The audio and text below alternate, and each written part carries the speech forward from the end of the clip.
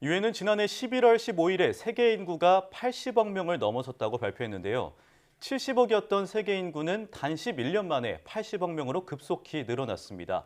그런데 인구의 증가와 함께 더 가속화하는 기후변화로 과연 80억 번째 태어난 아이는 앞으로 어떤 삶을 살아갈까 하는 것이 미래 전문가들의 고민 섞인 화두입니다. 오늘 날씨학개론에서는 지난해에 어떤 기후변화가 발생했는지를 살펴보고 지구의 미래에 대해서 생각해 보도록 하겠습니다.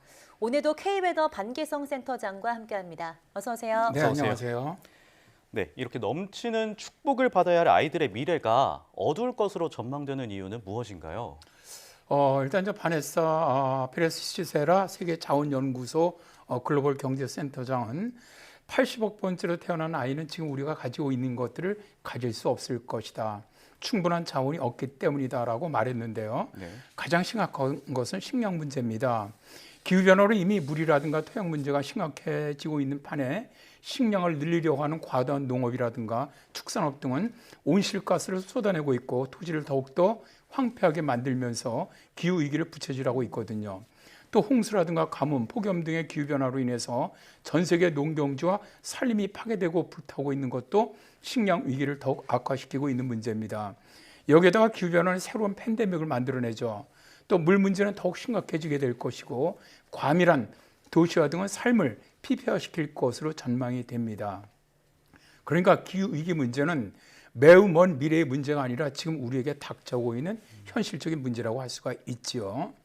자, 세계기상기구가 발표한 2022년의 기후보고서에 따르면 2022년에 가장 심각하게 변한 기후요소는 온실가스의 증가, 그다음에 해수면 상승, 세 번째가 해양 열 함량 증가, 네 번째가 빙하의 급속한 질량 실손이 이루어진 해였다고 발표를 했죠. 네, 그러니까 작년 보고서에서도 온실가스 증가가 가장 심각하게 변한 기후변화 요소로 꼽은 걸 보니까 계속해서 지속적인 기후변화가 이루어지고 있다는 이야기겠죠?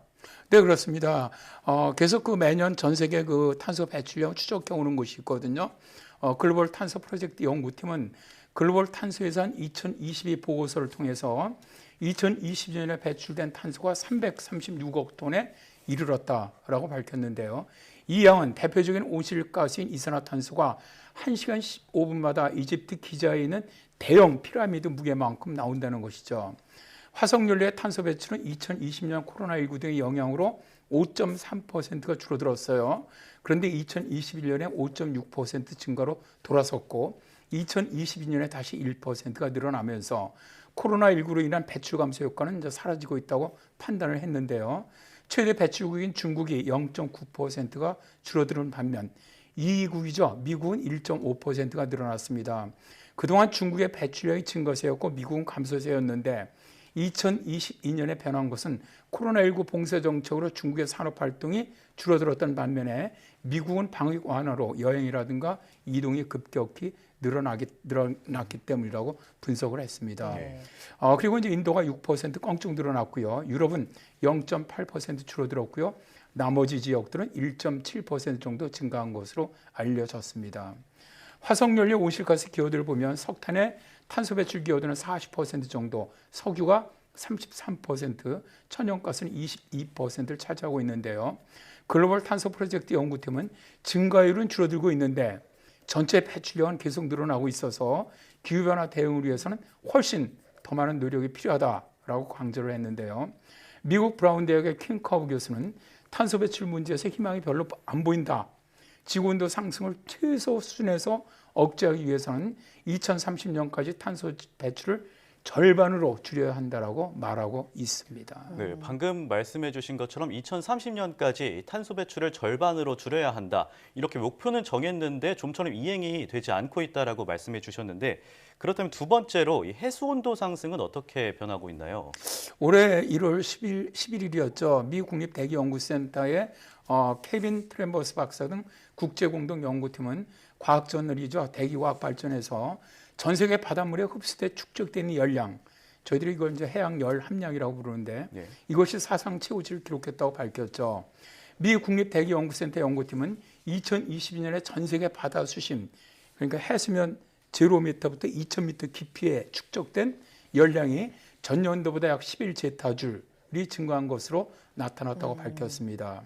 해양 열 함량은 2019년부터 4년 연속 사상 최고치를 경신하고 있는데요. 전 세계 바닷물에 축적된 열량은 연도별로 2019년에 214제타줄, 2020년에 221제타줄, 2021년에 234제타줄, 2022년에 245제타줄로 증가하고 있는데요. 2022년에 축적된 열량은 전 세계 발전량의 약 100배가 맞먹는 엄청난 양으로 지구온난화가 좀 상당히 빠르게 진행되고 있음을 명백히 보여주는 지표다라고 연구팀은 주장을 했습니다. 네, 그러니까 매년 더 많은 열량을 바다가 품고 있다 이런 말씀이신데요.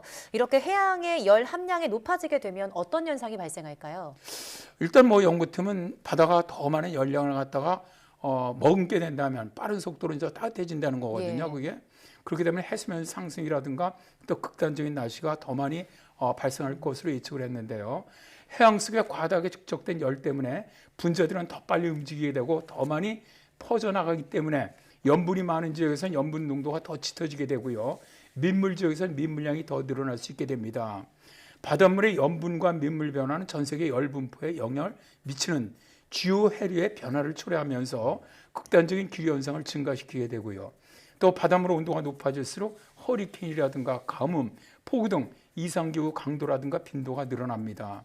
연구팀이 2020년에 파키스탄의 대홍수라든가 작년 연말부터 발생했던 미국 서부 지역의 대홍수를 가져왔던 대기천, 이러한 것들도 결국 해양 열 함량이 늘어나면서 강력해졌기 때문이다라고 주장을 했죠. 그런데 해양 열 함량이 높아지게 되면 해양 산성도가 높아지게 되면서 해양 생태계가 무너질 확률이 또 있고요. 또 현재 바다가 기후변화를 완화시키는 역할을 해주고 있는데 앞으로는 오히려 바다가 기후변화를 악화시키는 역할로 바뀌면서 기후위기는 더욱 심각해지게 될 것이라는 거죠. 네, 상당히 걱정이 되는데 해양 열 함량이 이렇게 높아지게 되면 해양 부피도 늘게 되고 이에 따라서 해수온도 상승률도 높아지는 걸로 알고 있습니다. 그런데 또 특히 2022년에 이 해수면 상승도 가장 심각했다고 들었습니다. 어땠나요? 이 해수면 상승에 가장 큰 영향을 주는 것은 빙하가 녹는 데 가장 큰 영향을 줍니다. 예. 그러나 해수 온도가 상승하게 되면 부피가 늘어나면서 상승하는 부분도 있거든요. 세계 기상기구는 2022년에 해수면 상승세가 최고치를 기록했다고 밝혔는데요. 보고서에서는 지난 10년 동안 해수면 상승 추세가 1990년대의 2배를 넘었다면서 1990년대는 해수면이 매년 2.1mm씩 상승한 데 비해서 최근 10년 동안에는 1년에 4.4mm, 또 2020년 이후에는 1년에 5mm씩 높아졌다고 분석을 했습니다. 자, 여기 대해서 패트릭 탈라스 세계기상기구 사무총장은 우리는 빙하가 녹는 걸 막는 데 실패하고 있으며 해수면 증가도 막지 못했다. 지금까지는 어떤 긍정적인 지표도 나타나지 않고 있다라고 경고를 했는데요. 현재는 3년째 지속되고 있는 라니냐 현상으로 인해서 극단적인 기후현상이 가속화되고 있지는 않아요. 그러나 만일 라니냐가 엘니뇨로 돌아선다면 해수면 상승은 더욱 가속화될 것으로 전문가들은 보고 있습니다. 미국 조지아 대학의 마셜 세퍼드 교수는 과학자들이 수십 년 동안 주장하던 일이 우리 눈앞에 지금 펼쳐지고 있고 행동을 하지 않는 한 상황은 계속 나빠질 것이다. 기후변화의 영향을 미래 시제로 표현하는 행태는 사라져야만 한다. 이것은 현재 우리의 문제다라고 지적을 하고 있는데요. 우리가 기후위기를 극복하기 위한 노력을 다하지 않는다면 얼마 지나지 않아서 기후위기로부터 엄청난 피해를 입을 수밖에 없다는 것 알았으면 좋겠습니다. 예. 네, 기후위기에 대한 경각심이 굉장히 커지고 있지만 보면 보고서를 보니까 많이 변하지 않았다는 걸 볼 수 있었는데요. 정말 미래 아이들을 위해서 개인의 작은 실천은 물론 기업, 나아가 정부의 역할이 굉장히 중요한 때가 아닌가 싶습니다. 오늘 말씀 잘 들었고요. K웨더 반기성 센터장과 함께했습니다. 고맙습니다. 네, 고맙습니다.